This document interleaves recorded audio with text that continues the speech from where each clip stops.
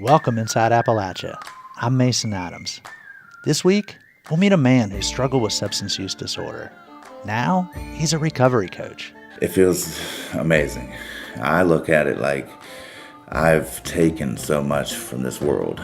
You know what I mean? It's my time to give back. And we'll meet a woman who started a farm and culinary training program to help people in recovery. I think the success is compassion and creating that environment that's calm, that lets that student know that they are loved and that we are here to help them move forward. And childhood friends who first started singing together 70 years ago show why it's never too late to begin again. There's a storm across the valley, clouds are rolling. The afternoon. You'll hear these stories and more this week inside Appalachia. There's a truck out on the 4-lane. Welcome inside Appalachia. I'm Mason Adams. Southern West Virginia has been hit over the last 2 decades by declining coal jobs, depression, and the opioid crisis. People have had to get creative to try and overcome this combination of challenges. We begin today's show with a story about a business that's getting national attention for what it's doing to help. Fruits of Labor is part farm, part cafe and bakery, and part training program. And it consciously hires people in recovery or at risk. Reporter Jessica Lilly has more. This is Roy Lynch III, or Chef Roy, whisking eggs. He's working with chef apprentice and Rupert native Isaac Skaggs. Learning with Chef Roy, he's teaching me so many different things, the way to cook, different types of foods, different styles, different cuisines, and really just the basics, things such as knife cuts, how to make a roux, all the basic things you need to build on to be able to, make a really, really wonderful meal. The meals here are served to customers of Fruits of Labor, a cafe and bakery in Greenbrier County. And what kind of dressing? Do you have French? We don't. It's $1,000. $1,000. But Fruits of Labor is more than just a place to dine. It's a nationally certified culinary and agricultural training center, and it supports people who are recovering from addiction. Tammy Jordan founded the program, which includes a farm. So we have all of our agricultural training up there. We have mushroom cultivation, maple syrup production, all of our field and floriculture production, as well as our orchard and berry systems. Jordan started her career at the United States Department of Agriculture. About 21 years ago, on the side, she started growing foods for local businesses, which grew into a catering business, then a flower business. After juggling both jobs for about 7 years, she walked away from the federal job with benefits and set up shop in a building in Raynell. That's when she encountered the heartache that so many communities have right now. Just tremendous issues with addiction within the community. Still, it was a faith-based mission trip in 2009 nearby that opened her eyes to the need to help those in recovery. I went to visit a lady in prison, in Alderson Prison, and what I saw was a sense of hopelessness in the eyes of the women as they passed by their large windows at the visitation room. And I went home and thought, we have skill sets that we could train women coming out of prison. So she decided to expand the mission of her business. To be able to bring an educational training program that focuses on recovery as well as prevention, and to have a community. To folks passing by the Fruits of Labor storefront in Raynell, the business looks like a small cafe or restaurant. Inside, every employee, from the chef to the server, is invested in recovery. Some of the team members are living with substance use disorder. Others, like Kachina Skaggs, enrolled in the at-risk young adult addiction prevention program. On this day, she's helping to package and stock pepperoni rolls. And here, no matter what, you have a purpose. Before she came to Fruits of Labor, she had lived at a children's residential center. I went into foster care when I was 14, and I ended up at Davis Stewart down in Lewisburg. When I was 16, Tammy Jordan asked me and 4 other girls, 3 from Davis Stewart and 1 from Greenbrier West, to come here for a 4-day training program. And after those 4 days, I knew I wanted to be in industry, in food service. And it just so happened when I was applying for colleges, Tammy asked me to come back to Fruits of Labor to work with her. While at Davis Stewart, Kachina could see why some kids turn to illegal drugs. Because they don't get to go to an actual foster home, they feel unwanted, and because of that, I have seen kids myself turn to drugs. Kachina learned about the food industry, like how to prep food in the back, but found more than job training. She found a family.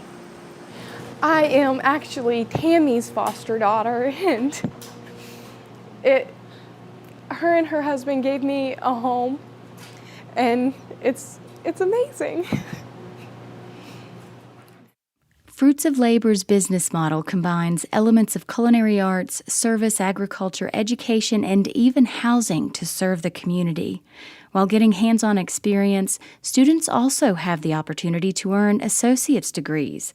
But the key to the model, Jordan says, is this social mission layer. I think the success is compassion and expectation of success, and creating that environment that's calm, that is encouraging, that really absolutely lets that student that's coming in know that they are loved and that we are here to help them move forward in their life, and that we're 100% invested. After hosting the program in her business for about 10 years, more than 125 students have successfully completed the program, earning various certificates. For Inside Appalachia, I'm Jessica Lilly in Raynell. Next, we head to the northern panhandle of West Virginia for a look at another recovery program. This one, in Wetzel County, has seen success, but it also faces an uncertain future. Its funding is set to expire this summer.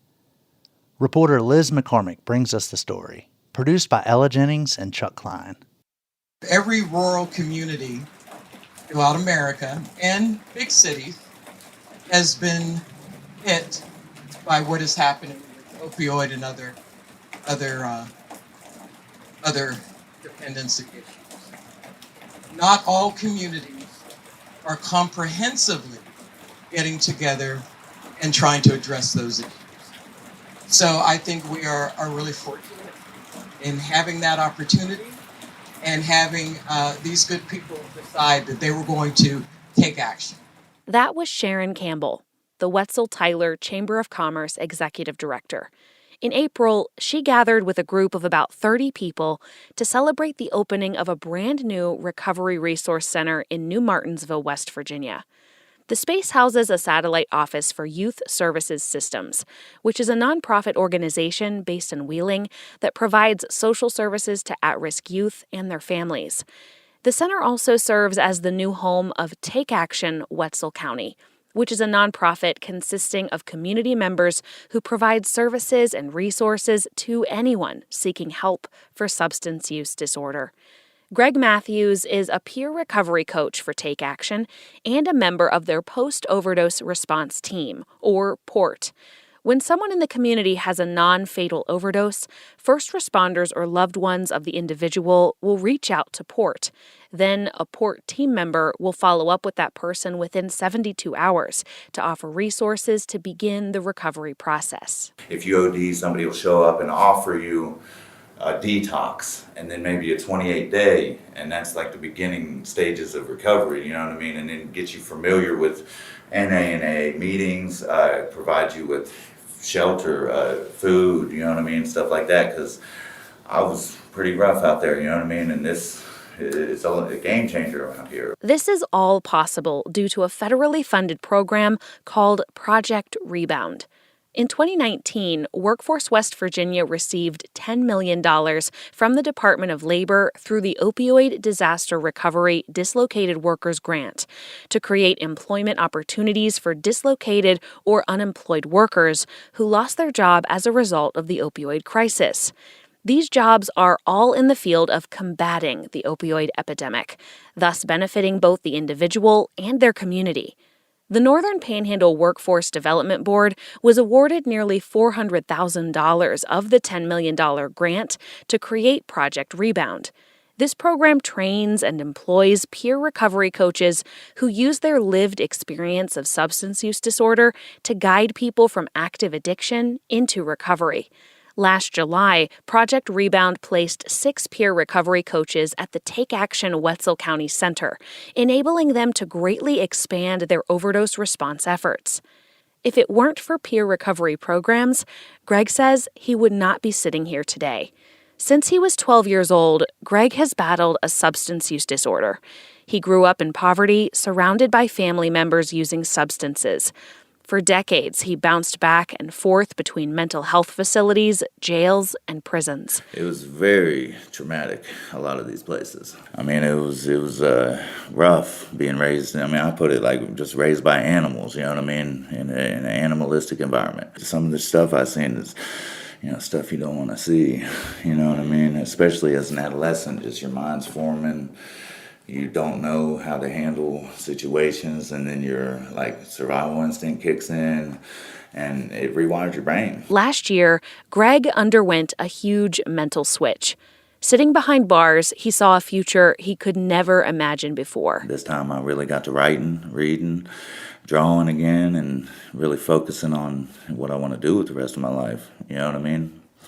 I don't want to live like this no more. Recovery isn't always linear, and Greg's path to sobriety came with relapses. But his relationships with peer recovery coaches didn't allow the setbacks to hinder his progress.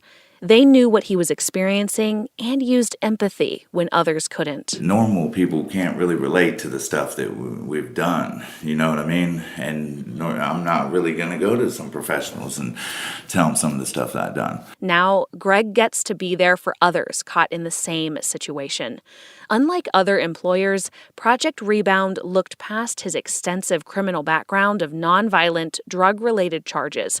Being a recovery coach for Project Rebound has allowed Greg to not only obtain a sustainable income after exiting prison, but to make a difference in the way only someone like Greg can. It feels amazing.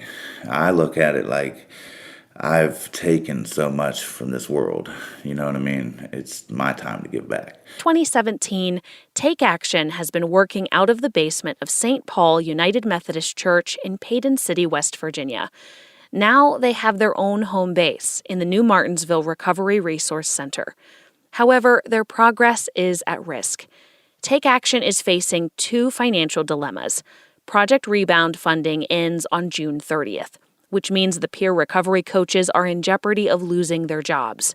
And in 1 year, the program will need to find funding to pay for their office space, as Youth Services Systems is currently giving them the space for free due to their ongoing collaborations.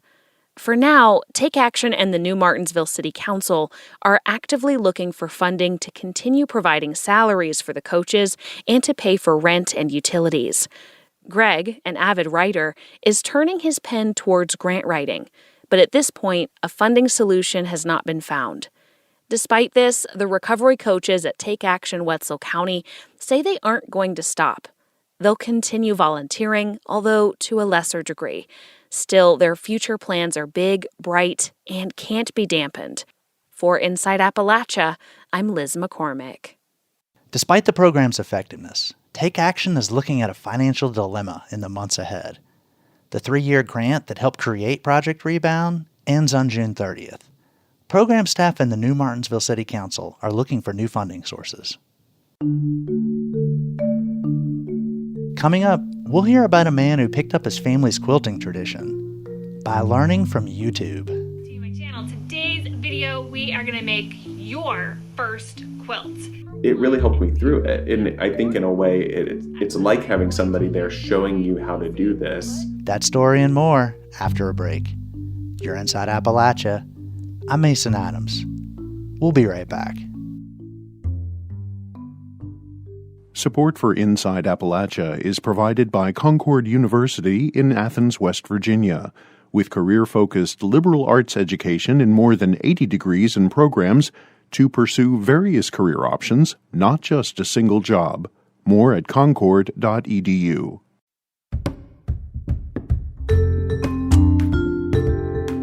Our next story takes us to East Liverpool, Ohio.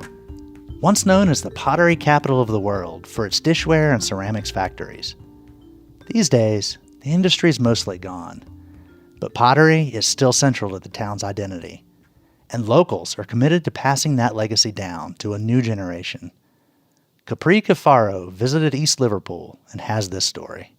East Liverpool sits on the banks of the Ohio River. The abundance of clay made it a perfect place for ceramic makers from England to settle in the United States back in the 1840s. By the beginning of the 20th century, more than half of all dinnerware in America was made here. People usually don't realize that every kind of pottery, china, that was made in the United States was also made here in East Liverpool. That's Donna Gray. I meet her at the local Museum of Ceramics in a converted post office. She and her husband, William, are avid collectors of ceramics made in their hometown. We started collecting Harker pottery on our honeymoon because I saw this beautiful teapot in a junk shop, and it was just plain gray, but Gray is our last name. So I said, oh, gotta have that teapot, and I turned it over. It's Harker pottery.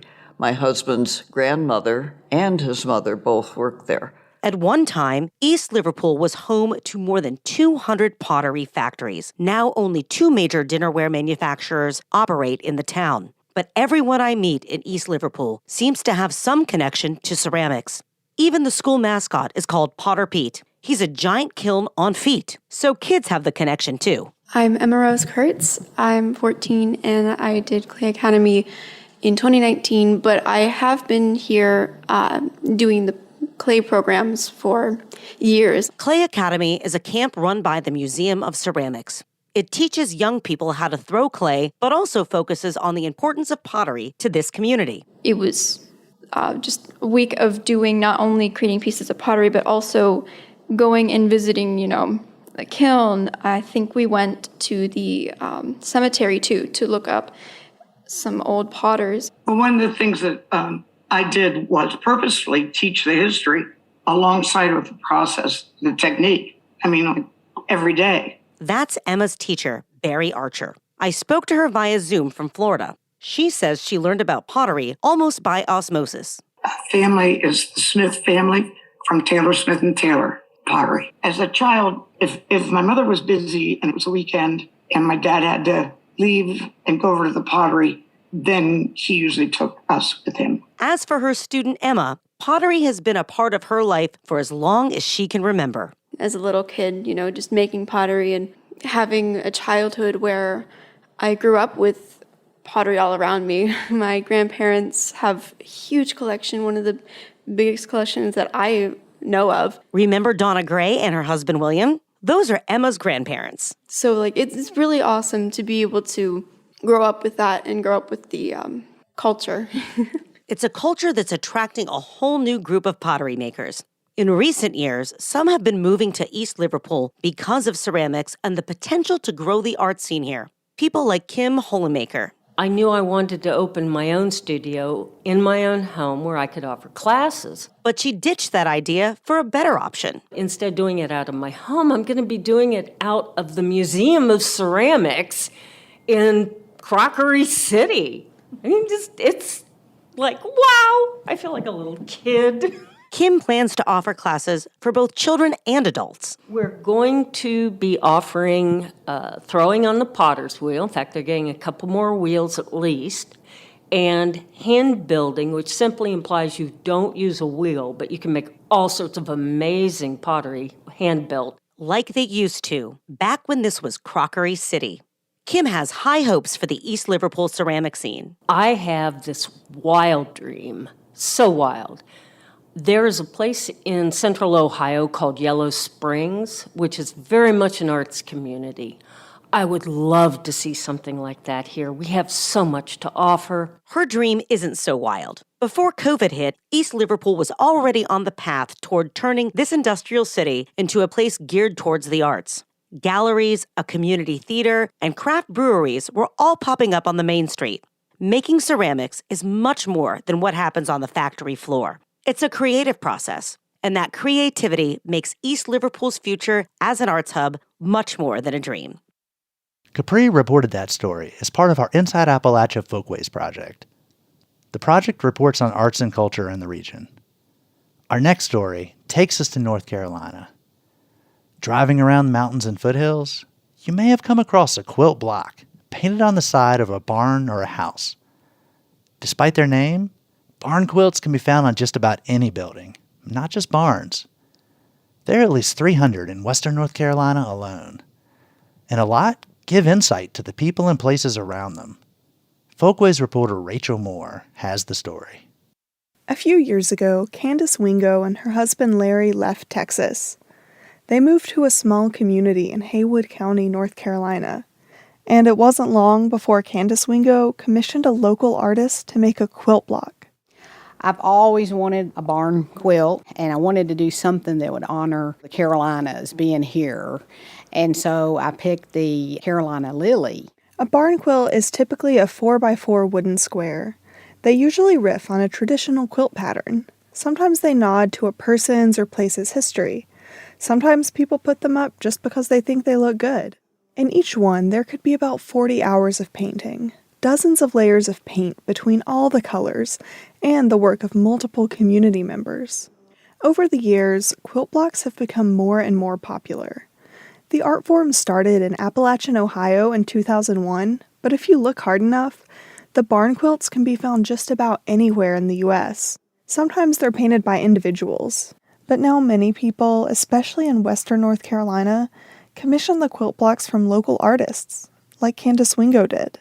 A former designer herself, Wingo knew she wanted to be involved with the process of designing and painting her block. With the help of quilt block designer Lauren Medford, Wingo's dreams of having a quilt block grace her bright red barn came true. She was so familiar with it all, and she's actually did the research on has this design been duplicated. And so she would send me her suggestion, and then I would tweak it. So it was real fun group effort with her. Wingo and Medford designed an 8x8 foot block, the largest quilt block Medford has ever worked on. The Carolina lily is an adaptation of a traditional quilt pattern. Wingo's block features 8 Carolina lily flowers, 4 on the outer perimeter and 4 on the inside. The red flowers have angular petals made of triangles and trapezoids. Wingo said the design was inspired by her surroundings, her bright red barn and the lush green hills that surround her farm. It took months to come together, but Wingo knew she would be in good hands with Medford. Medford is a Haywood County native, and she's no stranger to quilt blocks or quilting. So my great-grandmother, she made quilts her entire life. And then my grandmother kind of fell out of the sewing tradition, and my mom didn't either. When some of Medford's great-grandmother's quilts were passed down to her, she decided to take a quilting class herself, and she fell in love. I made my first quilt, and that was really fun. And it is very mathematical and technical, which I enjoy because I like hard lines and graphic aesthetics. So it was kind of a good fit for me. For Medford, working with unique designs is gratifying, and she appreciates the connections people often have to the blocks they commission. For example, she remembers one block that was designed in honor of a community member. This lady did cross stitch, and her sister and husband had us make a design based on her cross stitch, and it's a very intricate block. And there are others. A Haywood County dentist has a quilt block with a repeating rifle pattern outside his office. It's a nod to his family's rifle-making traditions. And then there's one quilt block that depicts a man underwater. It's called Dead Man in the Creek, and it was designed to remember the namesake of the Fines Creek community in Haywood County. The man's name was Vinette Fines, and he drowned in a nearby creek in the late 1700s. It's kind of morbid, but barn quilts haven't always told stories in such literal ways. In the beginning, most of the barn quilts featured traditional geometric shapes and patterns, like stars. But over the years, people have gotten more and more expressive with quilt blocks. It's just being part of the community and the history and the culture. A lot of our quilt patterns are very traditional, yet we have people who come in and design for specific quilt blocks. This is Linda Lapp, a volunteer quilt block painter for the Haywood County Arts Council. As a quilter, she was drawn to the program because it gave her a whole new way to interact with the medium. When I saw this painted on wood, it was like, oh, it's just an extension of quilting, putting patterns together. Part of the fun of having a barn quilt is that the organizations in charge of quilt block programs usually create maps and guides, or trails, for people to follow in a certain area. Quilt enthusiasts, tourists, and anyone else can drive or walk along the quilt trails to see how people express themselves through the wooden blocks. And ultimately, community members can be as creative or traditional as they want when they commission a block, says Medford. It could be like, I just like the color blue, I want a blue star, or it could be really meaningful. There's not really an overarching theme other than quilt blocks speak to Appalachia and craft and tradition. For Inside Appalachia, I'm Rachel Moore in Haywood County, North Carolina. Rachel Moore is one of our Folkways reporters. And y'all, you really should see some of these barn quilts in Western North Carolina. We've got photos on our website, wvpublic.org. So, we just talked about quilts being painted on barns. But that art form comes from the actual tradition of people making quilts for their beds. For his day job, Shane Foster is an optometrist in Athens, Ohio. But lately, he's also become a quilter, with help from a pack of friends he's never actually met. Folkways reporter Liz Paul has the story. Shane Foster is one of those folks who always had strong memories of quilts during his childhood. It's just something that was always in my family. My great-grandmothers on my mom's side both were quilters. They had done it for years, decades, and I always had a quilt on my bed growing up. So I just assumed that's what everybody had. I didn't, when I grew up and learned that there were like down comforters and things like this, I had never really experienced that because we just always used a quilt that had been passed down from one of our great-grandmothers. As time passed, the matriarchs in Shane's family had stopped making quilts, either through lack of interest or passing away, and Shane realized that the tradition might die out within his family. I've said for years that I wanted someone in our family to start quilting. But no one did, until Shane himself contracted COVID in 2021. Shane recovered well, with the exception of some lingering post-COVID symptoms, like anxiety and high blood pressure. His family doctor suggested he find something that would allow him to de-stress. So he began the journey of learning how to quilt. There was just one problem. Shane had no guidance from his grandmothers to teach him their craft. The solution? Back to my channel. Today's video, we are going to make your first quilt. YouTube. I did watch some YouTube videos to figure out what were the techniques. It really helped me through it. And I think in a way, it's like having somebody there showing you how to do this. And I'm going to line up my edges with that line. Like if I had learned from my grandmother or my great-grandmother saying, no, this is how you do this. So there's no need to backstitch with piecing quilting. It's, on demand, and it's in a way that is easily accessed by anyone. Shane's story got me wondering, if you learn an art from YouTube, is it still folk art? We always use new technologies. If a new technology emerges, it is against human nature to not wonder if maybe it could make your life a little bit easier. Zoe Van Buren is the Folklife Director at the North Carolina Arts Council, and she spent a lot of time thinking about the ways people pass on traditional practices. It's very romantic to kind of think that every tradition bearer has or should come to their practice through the same route, and that route always has to start with somebody in their immediate community or family kind of sitting them down and having that knee-to-knee teaching moment. Zoe says today's practitioners grew up with the internet at their fingertips. She says they'll eventually become our elder culture keepers. We had a very cool project at the North Carolina Arts Council that is ongoing, but it was the Millennial Traditional Artists Project, and one of the big questions was, what do we do for and with the digital generation, and how does the access to digital technology, to mass communications, to YouTube, to social media change the way that we talk about traditional arts and how they're taught, how they're learned. Some of the anxiety around using YouTube in a traditional learning context is, what are you not learning? And as folklorists, we are more interested in sort of the conversation around it rather than coming up with a definitive answer itself. And the answer isn't the thing that matters. The thing that matters is that we are worried about our culture, we're worried about our practice, we're worried about knowledge, we're worried about what the next generation knows. So it doesn't matter if we land on one definitive answer. What matters is that we care enough to sort of debate it. And besides, the digital world has strong connections with the real world. Just look at Shane Foster. He learned how to quilt from YouTube videos, but that knowledge has allowed him to connect with a real-life quilter, his great-grandmother. She passed away many years ago, but Shane's now working with fabric that she cut out for a quilt that she never finished. And now I'm taking those pieces and I'm honoring her memory and doing it in the way that she intended, but also putting my own twist on it by using some fabrics that I chose. And so I did come together with this amalgam of different fabrics to make it kind of a combination work between her and me. Now that Shane has many projects under his belt, he's looking forward to exploring the quilting medium as a source of artistic expression. All, of course, with a nod to his teachers, both great-grandma and YouTube. For Inside Appalachia, I'm Liz Paul.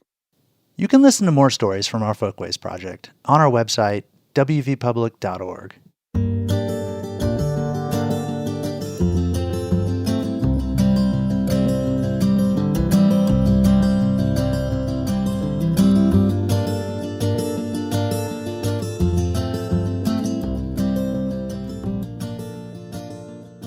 The Tug Fork River straddles the border between Kentucky and West Virginia. The mine wars were fought nearby, so local tourism groups have dubbed the river the Bloody Mingo Tug Fork Water Trail. Visitors are invited to kayak, float, or fish. The Tug Fork River recently earned the designation of a West Virginia flatwater trail. But tourism relies on the river staying clean.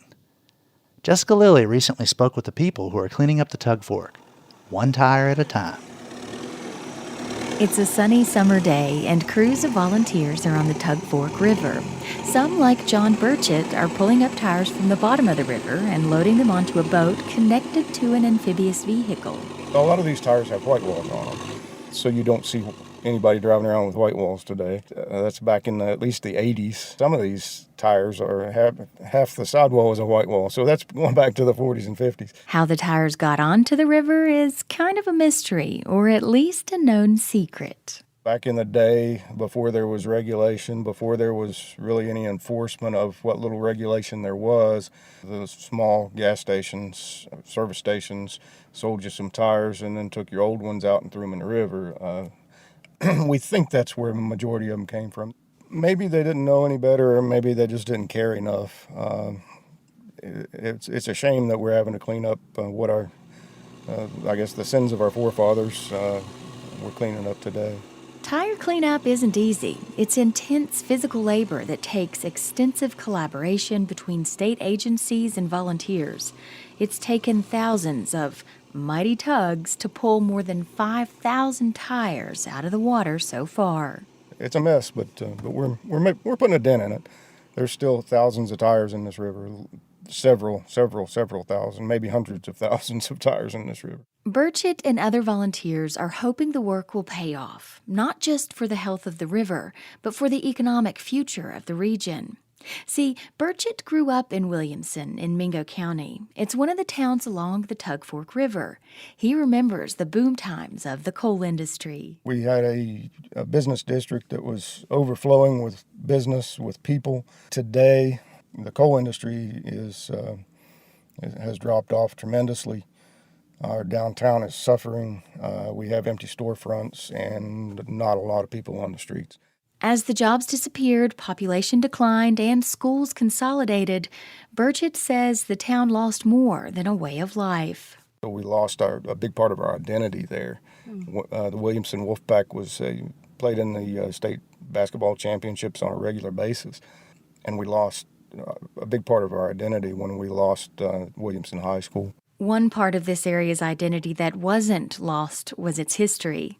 In particular, the infamous Hatfield and McCoy feud. The feud is over, but we still enjoy the history of it. In recent years, that history has helped to draw tourists to the Hatfield and McCoy ATV trail system.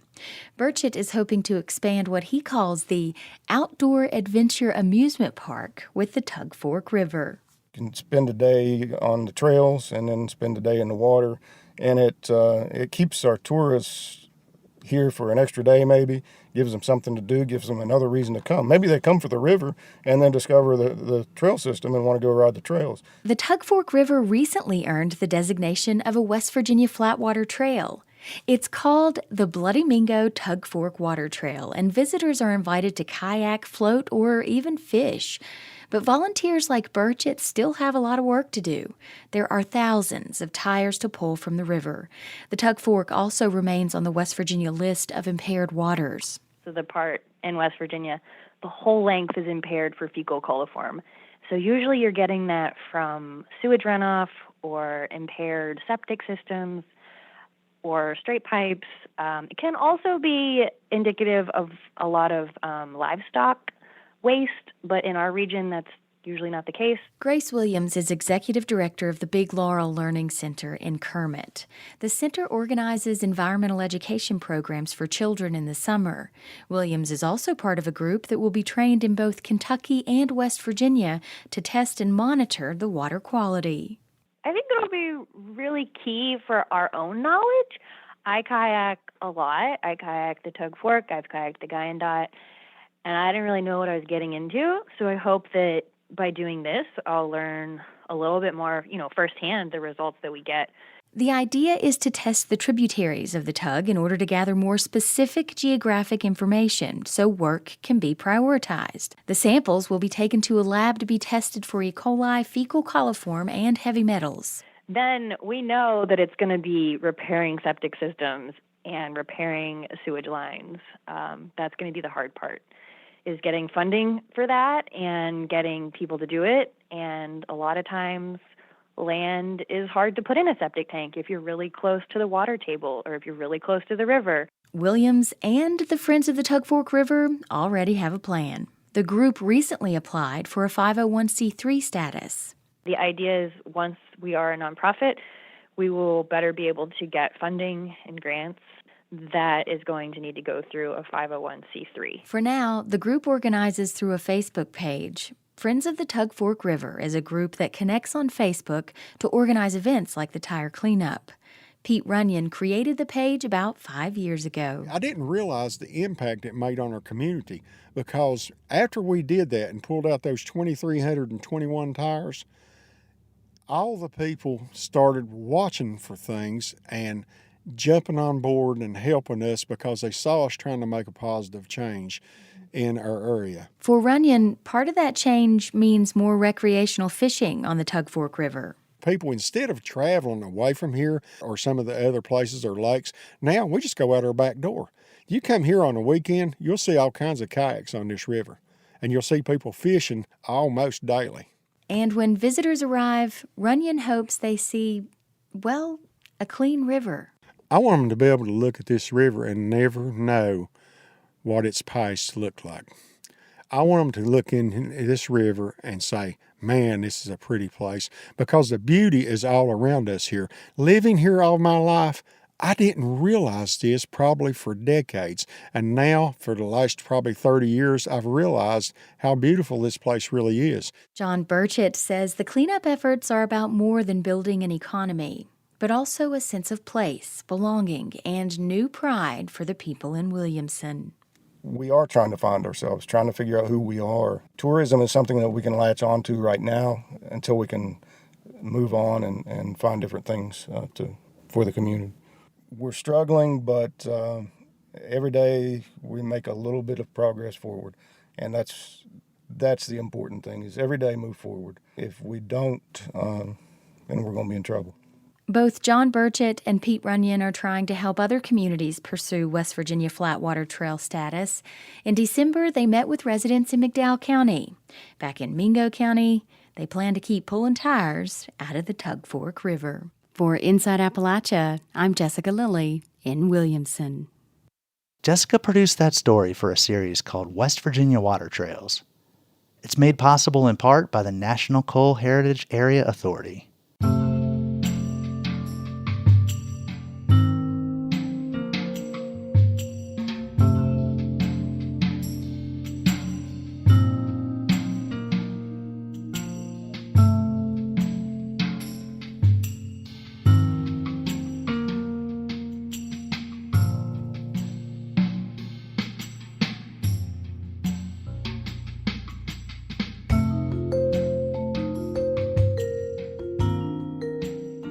As we get older, people tend to fall into patterns, and it feels like we're faced with a dwindling number of possibilities. But our next story shows that it's never too late to reconnect with old passions and start something new. Gene Snedeker shares the story of a band that formed in 1968, only to disband a few months later. But after more than a half century and lives that took them in different directions, the four surviving bandmates found each other again. Four men in their mid-70s on a farm outside Beverly in Randolph County, West Virginia, having a great time playing music together. Two of the four, singer Blake Bogus and bass guitarist Edgar Janes, met more than 70 years ago. I am Blake Bogus. I am from Fairmont, West Virginia. Was very involved in the First Presbyterian Church, where I met Edgar. We've known each other since we were about 3 in nursery school and started singing together when we were probably 5 in a church choir. And a light in your eyes that makes me warm. My name is Edgar Janes. I first met Blake when I was in kindergarten in church. And we learned to sing in the church choir, and we sang together through all 12 years. We were in Choraliers, which is a Fairmont Senior High School choral group at the time. And there were 60 people. It chose now to about 1,000. At West Virginia University, Blake met Nick Conger, a guitar player and the only member of the group not from West Virginia. My name is Nick Conger, and I was born in Fort Lauderdale, Florida, and then my folks moved up north. So I basically grew up on the North Shore of Long Island. My dad had gone to a military school in Virginia, Waynesboro, Virginia, called Fishburne Military School. So he thought it might be a good idea if I went. Interestingly, that's kind of what was the road for me to get to West Virginia, because I was on the rifle team in high school, ended up being captain of the rifle team, and was looking for a school with a good rifle team. And WVU had a really, really good team even back then. That's also where I met Blake. We were fraternity brothers. Hey, it's good to be back home again. Yes, it is. When Blake, Edgar, and Nick were seniors at WVU, they met another guitar player, Ed Bose. I'm Ed Bose. I grew up in Charleston, West Virginia. I was a sophomore at WVU and was actually interviewing to pledge a fraternity. Blake Bogus was the first person I met. We became good friends and just hit it off right away. It turned out Blake was a singer, and he knew Nick and Edgar, and they were both, as probably they've told you, Blake and Edgar had known each other all their lives and had sung together. At this point, Ed fondly remembers the one bandmate who has passed away, but who remains an integral part of their story. I had a friend, Ray Ketchum, who was one of my old friends, dearest friends, who was actually in postgraduate school. Ray was a great banjo player. So the 5 of us kind of coalesced just to play music together. Hey, it's good to be back home again. How we got the name of the band, we couldn't come up with a good name. We were actually sitting at the TJIF place everybody went on a Friday afternoon to drink beer and socialize, staring at each other in the booth. And Nick looked over at an ad for Pryor beer. And he said, "How about the Pryor 5? That sounds good." And that's all there was to it. But it was the spring of 1968, a turbulent time in U.S. history. The Vietnam War was raging, Martin Luther King was just assassinated, civil unrest was common. Folk and rock music and protest songs were in the air. Edgar Janes. So we got together and we sang a few songs, and we thought, gee, that's nice. We went over to the mountain lair. At the time it was the new one, the one they just built. And we were standing out there singing and playing. I was just standing there because I didn't have a bass. And we saw the manager of the mountain lair come to the door, and I said, quick, put your instruments away like we're leaving. So we put all the instruments away, and we started to leave, and he hurried over. And he wanted to know if we could sing at the mountain lair. We said sure. We knew 3 songs. So in about 2 or 3 weeks, we put together, I think, 15 songs and sang them. We were the first local group to sing in the mountain lair. They've since had many local groups, but we were the first ones not to be hired from outside. Amazingly, someone recorded the very first Prior 5 concert at the WVU Mountain Lair in 1968. These boys are all West Virginia University students, and we're kind of proud of them. And I'll say this, that they are one of the best groups, I think, that we've had as a group in. You can judge for yourself on the next show. What do you say, the Prior 5?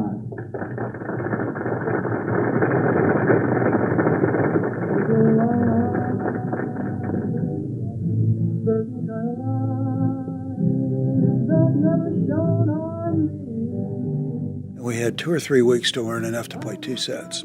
We threw it all together and played this magical concert. With a mixture of folk, rock, pop, country, and bluegrass music, that night they wowed the audience at West Virginia University. Around that time was Bonnie and Clyde. So the movie Bonnie and Clyde came out, and Foggy Mountain Breakdown was the popular song from the movie Bonnie and Clyde. And Ray Ketchum, our banjo player, was just outstanding. We somehow pulled it off and then lost touch with each other. I was only a sophomore. The other guys were all seniors. They graduated, disappeared into their lives. And that was kind of the end of the story. After just a few weeks together, but it wasn't quite the end. After graduating from WVU, lead singer Blake Bogus joined the Navy and worked in intelligence. Later, he became a legislative assistant on Capitol Hill, then returned to Fairmont and ran a hospital there for most of his career. Today, Blake divides his time between a family farm west of Morgantown, West Virginia, and a home on Siesta Key, Florida. Bass guitarist Edgar James became a chemist and worked in corporate America, General Foods, Campbell's Soup, and pharmaceutical companies. Today, in his so-called retirement, he teaches chemistry part-time at High Point University in North Carolina. Nick Conger, who played the lead guitar, became an Army intelligence officer, first in Chicago, then in Vietnam. Then, following graduate school, spent 30 years as a bank examiner for the federal government. In retirement, Nick finished a Ph.D. and taught at West Virginia Wesleyan in Buchanan, West Virginia, before retiring fully in Wake Forest, North Carolina. Guitarist and banjo player Ed Bose spent most of his career as an engineer with Dominion Power in Richmond. Today, he divides his time between homes in Richmond and Beverly, West Virginia. Banjo player Ray Ketchum went on to WVU Medical School, became a psychiatrist, and practiced in Maine.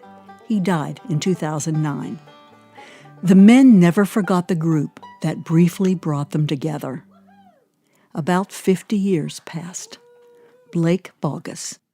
Ed Bose decided at some point to try to get a hold of us, and he finally got Nick through his being an alumni of Fishburne Academy, and the two of them actually met in Buchanan and started playing together. And then immediately Nick got a hold of Edgar and me and said, let's do it. By the summer of 2018, we were together practicing. Grandpa telling me that I was born. Somebody got out an old playlist. Blake said, I've got the words. I said, what key is it in? And boom, it was like we had been together for 50 years. It is as though we had not been apart. So it's very, very familiar. It's warm. It's inviting. It's just fun to get back and sing with them again. 50 years. It is like a miracle for us. My primary residence has been in West Virginia most of that 50 years. And I guess I'm the only one that has done that. We all met in West Virginia, and I think all four of us feel as though that's where our roots are. That has played into our cohesiveness. And so we've been getting together periodically ever since. We met at a condo at the Snowshoe Resort, and we went down to the restaurant at the end of the Cass Mountain Railway and played a couple of sets there. And they've said we can come back anytime. But because of the pandemic, we didn't get back. My friend Ray was, among many other things, a wonderful banjo player. And so he was the banjo player in this group. I was not. But as time went on, Ray taught me to play the banjo. And I now have his banjo. His daughter gave it to me when Ray passed away. So now I'm the banjo player for the Prior Five. And I try to play the way he did, and when we're together, play the songs he played on the banjo that he played. So that is very meaningful to me and to the other guys. On the far horizon early in the morning. We said, let's keep doing this, and then now we're talking about possibly making a little CD for ourselves. So I guess it's never too late. You know, if you enjoy what you're doing, just keep doing it and feel blessed that you have that opportunity to do that. So I even kind of said, you know, we could have our farewell tour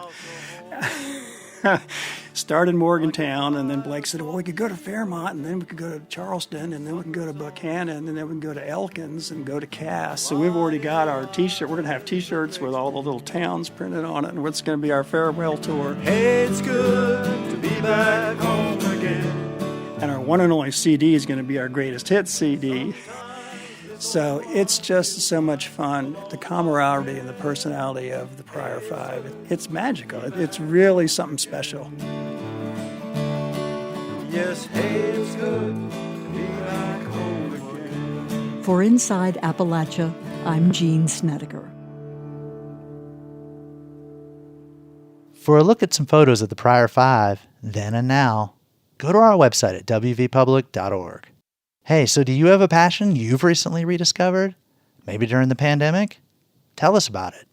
Write us at insideappalachia@wvpublic.org or on Twitter @inappalachia. Until next time, thanks for joining us as we journey throughout Appalachia. Our theme music is by Matt Jackford. Other music this week was provided by Prior 5, Blue Dot Sessions, West Swing, and Dinosaur Perps. Our executive producer is Eric Douglas. Kelly Libby is our editor. Alex Runyon is our associate producer. Our audio mixer is Patrick Stevens. Xander Alloy also helped produce this episode. And a warm welcome to the newest member of our team, Bill Lynch is our new producer.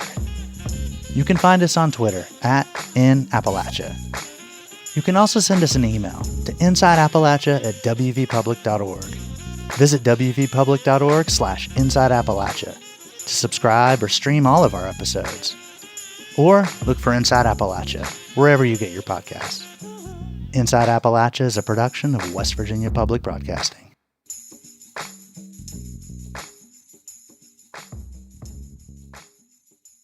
Support for Inside Appalachia is provided by Concord University in Athens, West Virginia. With career-focused liberal arts education in more than 80 degrees and programs to pursue various career options, not just a single job. More at concord.edu.